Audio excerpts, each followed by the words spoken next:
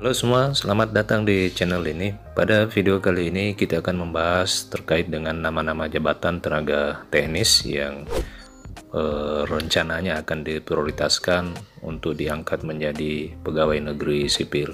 Hal ini untuk menjawab beberapa pertanyaan rekan-rekan di komentar video saya sebelumnya yang menanyakan terkait dengan nama jabatan, apakah masuk dalam kategori dalam rencana pengangkatan honorer menjadi pegawai negeri sipil.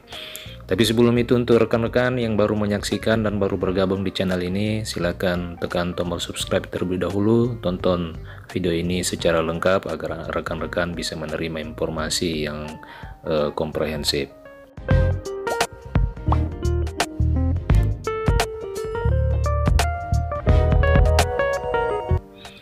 Rekan-rekan sekalian, seperti diketahui bersama bahwa saat ini pemerintah Joko Widodo telah menyerahkan rancangan undang-undang perubahan undang-undang aparatur sipil negara ke Dewan Perwakilan Rakyat Indonesia.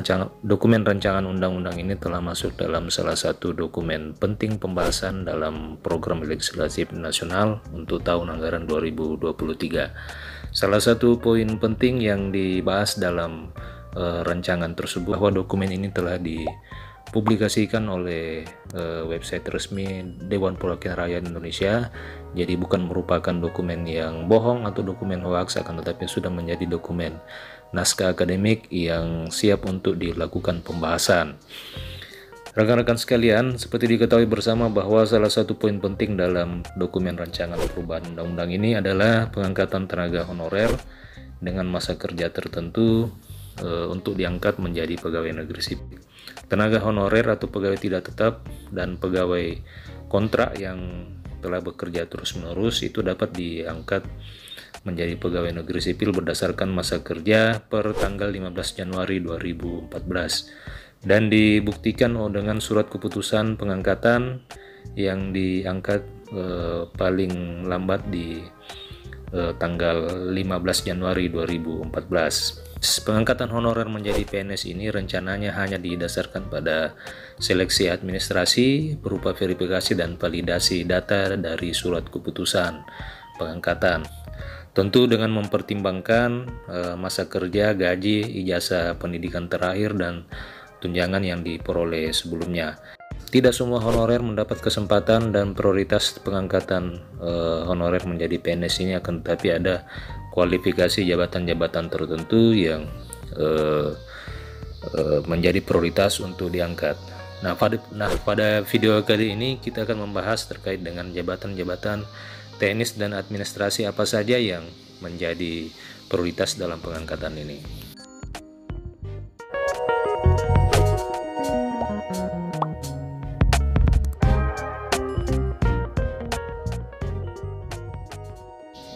Rekan-rekan sekalian, sesuai dengan rancangan perubahan undang-undang tersebut, di pasal 131A disebutkan bahwa pengangkatan PNS itu dengan memprioritaskan mereka yang memiliki masa kerja yang lama serta bekerja pada bidang fungsional, administrasi, pelayanan publik, antara lain pada bidang pendidikan, kesehatan, penelitian, dan pertanian. Ini dapat saya jelaskan di video ini terkait dengan nama-nama jabatan yang bisa menjadi prioritas untuk diangkat menjadi pegawai negeri sipil. Rekan-rekan sekalian, yang termasuk dalam bidang teknis dan administrasi serta pelayanan publik yang menjadi prioritas dalam pengangkatan ini adalah sebagai berikut. Silakan rekan-rekan simak apakah nama jabatan dari rekan-rekan termasuk dalam jabatan teknis administrasi yang menjadi prioritas.